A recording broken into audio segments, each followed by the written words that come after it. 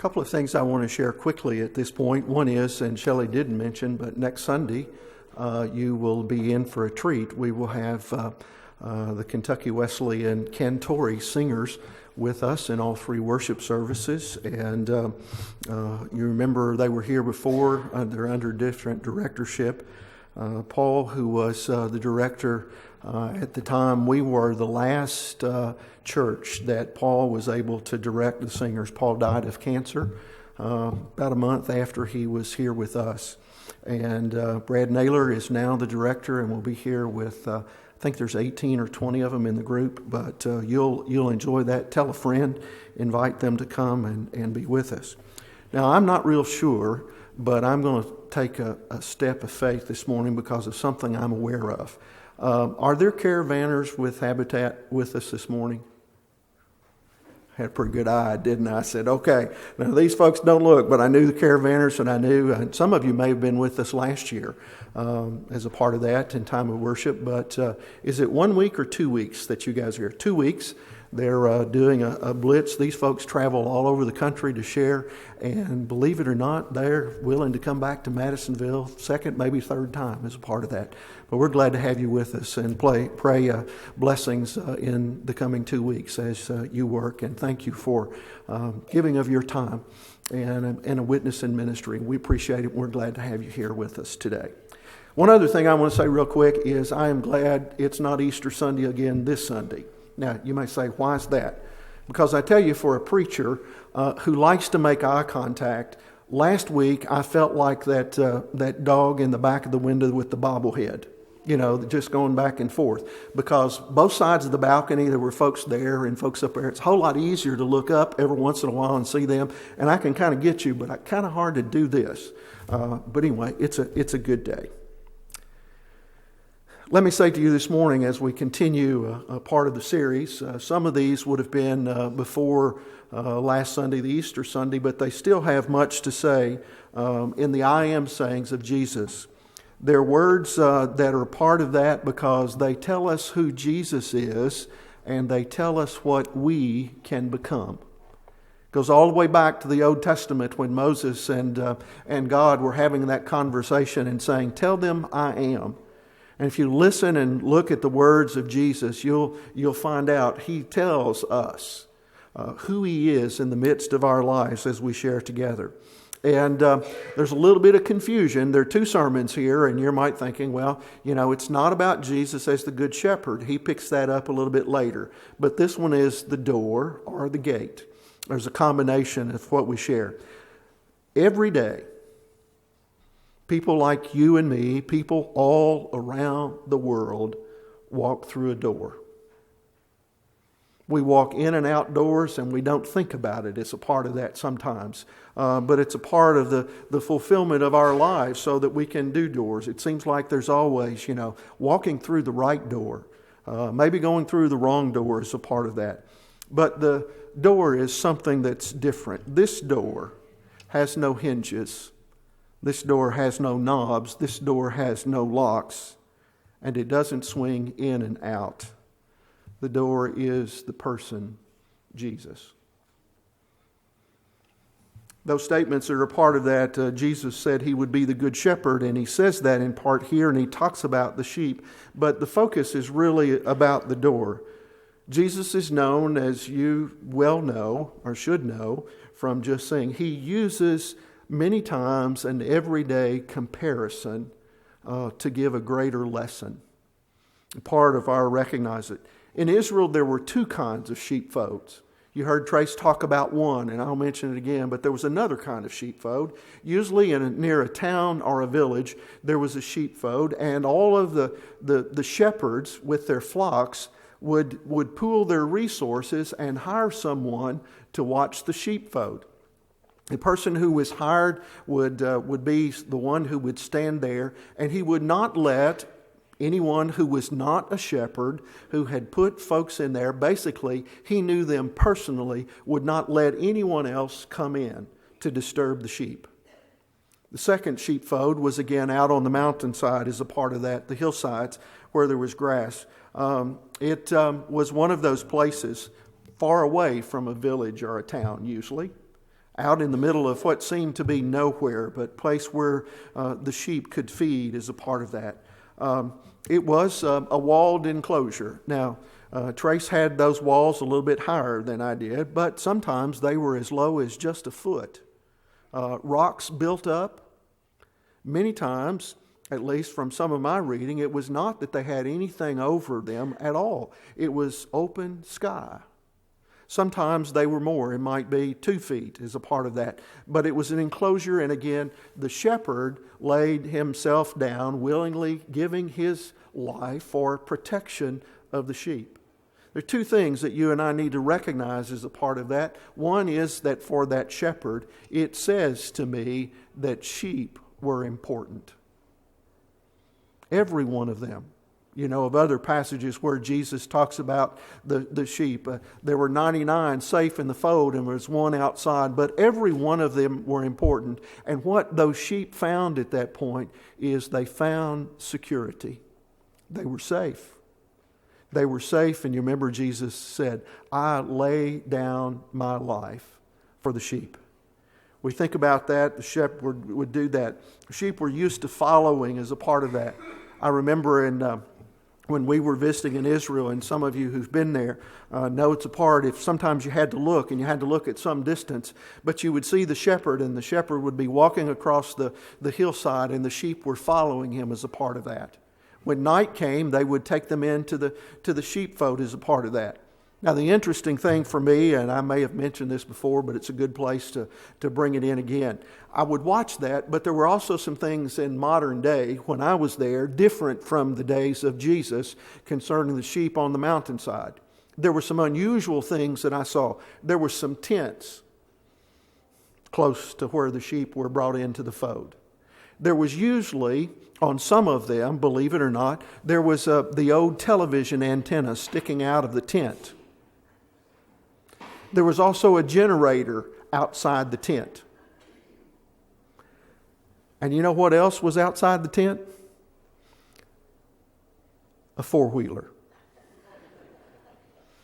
Now, that's modern day shepherding, I guess, is amidst of that. But yet it was a part of the same mindset. The sheep going in and out and finding pasture. The sheep brought back in to find safety and security for the night.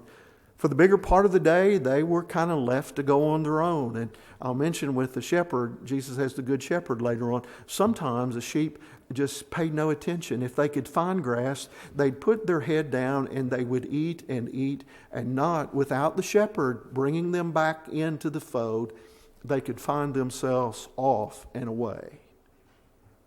We think of Jesus, we're very familiar with those things. But again, he used those everyday things. And why would he do that? Well, part of it is, for me, as I think about these passages, and maybe you've thought about it, is, again, the doors. Jesus as the door. We use doors multiple times, day in and day out. If you think about it, really, there's one of 2 things of why we use doors. If you open it from the outside, you do what? You go in. If you open it from the inside, you go out. In and out. An entrance and an exit. Many times, in any other door walk through as a part of that, we go from one place into another place. You know, there are a lot of doors in this building. A lot at that point. And there are doors on the outside, but they're also to open up to the inside for worship, right? I remember one of my seminary professors to me saying, you need to have all kinds of doors that open into your place of worship and into the building that you call a church. Now, are we talking about the outside doors as a part of that? Are we talking about something different? You know, the one thing that I didn't notice was I came in this morning, I didn't see any people standing outside on the steps out there or here on Scott Street, just standing, admiring the door. It's to invite them in. But those doors also go out in the midst of that. But that part of opening all the doors, I could begin to name a few, and you could probably name a few more of doors that open up into the life of this congregation. There's the Boy Scouts, is a door. There's FIT, Families in Transition, that's a door. There's meetings of Women's Triangle House. There's gatherings of Door of Hope. The doors of this church open, in other words, those who get assistance. There are doors that open in numerous ways. There are weddings, there are funerals, and part of that are folks who are in the life of the church, but some who are not coming through those doors. And every opportunity is an opportunity for us to show the love and the grace of Christ. Those doors have something. But the secret to life, wondered what it is, you know what it is, or you should know. The secret to life is to find significance and walk through the door named Jesus. That's what we're about. There are a lot of doors we can walk in, but we're called to represent Christ in the midst of that. We walk through those doors every day, a lot of different doors. Maybe some not in here this morning, but we walk through the doors of marriage. We walk through the doors of having a family. We walk through the doors to education. We walk through a door to jobs or the loss of jobs at times. You know, there's someone to call you and say, I need you to come into my office. And you walk through in the office door, and the next thing you do is you walk out and you're no longer employed. There are all kinds of doors that we share as a part of that. But Jesus said that we're also that those who came in before me were thieves and robbers. Sometimes in the midst of that, that's the wrong doors that we choose. The doors that we find ourselves going through, and doors that end up stealing our peace. Doors that steal our joy, that steal our happiness, that steals our contentment and our satisfaction with life. We've all walked through a wrong door at some time or another. Would you agree? And sometimes we thought it was the right door. I don't know. I haven't figured this out. Without the shepherd and without Jesus being the door as a part of that, you know, we sometimes see a door, it looks like a beautiful door, and we say, if I can just walk through that door, all of my problems will be solved. And we walk through it, and sometimes when we walk through it, we find that what we thought was the right door is a door that leads to nowhere. How many times have I heard in my years of ministry thinking, I thought I had the perfect job. I thought I was walking through the right door, only to find out that this is not for me. On Thursday, I shared in the board of trustees for the United Methodist Children's Home at Versailles, the part of that. Right now, there's some concerns for the institution and for what it does is simply because their quantity of folks that they can care for is down. And do you know the reason is because they can't find people who'd be willing to walk through a door and invest in the life of young people.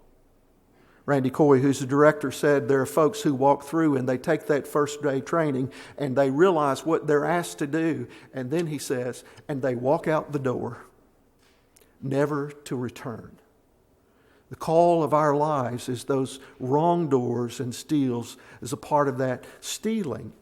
Taking away an opportunity of what the children's home is called to do and to share with, to make a difference in their life and help to put them back on a road to success. And yet they're not people who are willing to walk through a door and give a sacrifice of themselves. We walk through those doors and sometimes we take a job and we think because it has the big dollars that it's the perfect job. It may provide some things as a part of our life, but it steals some of those other things from who we are. As people walk through those doors every day, sometimes we recognize that the one thing that's missing is walking through the right door and walking through Jesus as that door. We've walked through those doors in our lives, but let me let you in on a little secret. It's really not a secret. I just need to lift it up again. If you walk through the wrong door, you can always walk out that door. Entrance and exit. And sometimes we've walked into things as followers and trying to walk through Jesus, and we've walked into things that are not Jesus at all. If you go in any door, and it's not Jesus, it's not salvation. Did you hear me? A lot of people walk through a door thinking it brings them into a relationship with Jesus Christ. And if it doesn't have the name Jesus to it, then we need to question it. And we find that sometimes as a part of our life. Jesus says, I am the door. If anyone enters through me, they will be saved, and they will go in and out and find pasture. Through Jesus, we find meaning for our lives. Again, the exit or the entrance. Do you remember, some of you remember William Wallace? Not a real name, a part of that, but he was the hero in Braveheart. You remember a part of his words when he said these words, everyone dies, but not everyone lives. Everyone dies, but not everyone lives. What he was talking about is that we have people sometimes who don't want to walk through a door, or they don't want to exit a door. And what they end up finding is that their life is just an existence, a frustrating time of life. And until we find Christ as a part of that, Jesus who is the door, then we find meaning in life. We find a part of those things that we share together. Sad but true, there are a lot of folks who are just, I don't know that you could really say they're living. They're just existing because of part of that. But Jesus is our door for a couple of reasons, and I'll just mention them briefly. One is, through Him we find access. If you think about the Scriptures, Jesus says that we have access to the Father. Jesus is the mediator. We have access to the very heart of God through Jesus. You can't find that access any other way. Again, when hearing the voice of Jesus, He knows our names, He knows our needs. The sheep hear His voice and they follow Him. Are we following the one who is the shepherd of the door, who gave His life and the shepherd and the door to the sheep pen? We're those. He's our security. Now, I don't mean eternal security, that once we do something, it's all over. You and I, as you've heard me say before, we can walk away from Christ anytime we want to because God gave us free will. But the security that we find, and you'll recognize this, when your children were young and when we were children, young children of our parents, it was kind of easy to feel that things were secure. Now, there's still some of us who remember that our parents or our grandparents never locked their doors. Anybody remember that? Never locked their doors. And now what's one of the last things you do? If you don't have an alarm system and set the alarm, I hate those things, especially at night, because I get up. I set the alarm off here this morning. I didn't hear it for a minute, and I went over and I started punching the code, and it just kept on. It went off. I'm supposed to have 90 seconds. It doesn't take me 90 seconds to walk from this door over here to this door over here to put in my code and stop the alarm. But it was doing it. And then I put in my code number, and it kept on doing it. I said, holy cow.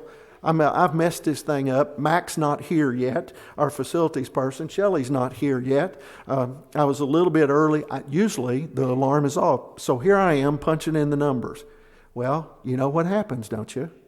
That sense of security, you start trying to put the numbers in too quick before the things had time to settle down. And so I'm just making things worse instead of making them better. And I said, secure, this building is secure. It's a part of that. But finally, I stopped and waited a second and punched the numbers in, and the alarm went off. But what about the security of our homes? Families do that. And I can tell you to this day, the last thing I do every night is to check and make sure that the doors are locked. With kids, when they're small, that's easy to do, isn't it? But let me get it where it gets close to home. What if your children have now grown up to be teenagers and a little older, and they're out? Is there not one of you probably in the family, mom or dad won. You stay up until the children are safe at home, or if you go to bed, you don't go to sleep until you hear them come in. Jesus is the door, the sense of our security, in that sense that he wants all of us. And there are those that are still out. But he's also our guidance. Our guidance, because the shepherd and the door, even though it brings in the shepherd in the midst of this, he guides us. He leads us into places. He leads me into green pastures. He leads me beside still waters. The guardian of our way, and that part for us, but Jesus as the door is also our identity. Again, that we find salvation in him. Revelations 3:20 says these words, "Behold, I stand at the door and knock. If anyone hears my voice and opens the door, I will come into him and will dine with him and he with me." All of us walk through a lot of doors. Times we've made right choices, and times we've made some wrong choices. Sometimes we go through a door to get in, and sometimes we go through a door to get out. Doors get us from one room to another. Times we find the right door as part of our lives, and we can name those as a part of it. But one door really matters. The door is Jesus. Right door. Choose the right door and live. I came across an illustration that for some reason I had not seen before. I can't give you total validity on it, but boy, it sure made sense. It's a book that was written sometimes after September the 11th. The book was entitled The Untold Story of the Fight to Survive. It tells up close and personal a part of moment by moment account of heroic struggle for life inside of the Twin Towers. 14,000 people were inside the Twin Towers that morning. 12,000, close to 12,000, were able to survive. There was a loss of life for 2,749 persons. The gripping point of the book is this. There's debris. There's smoke filling rooms, office cubicles is a part of that. But there's a decision that needs to be made. Do we take the door to the elevator, or do we take the door to the stairwell? One group takes the door to the elevator. That group died. The ones who took the door to the stairway survived. Choosing the right door is important.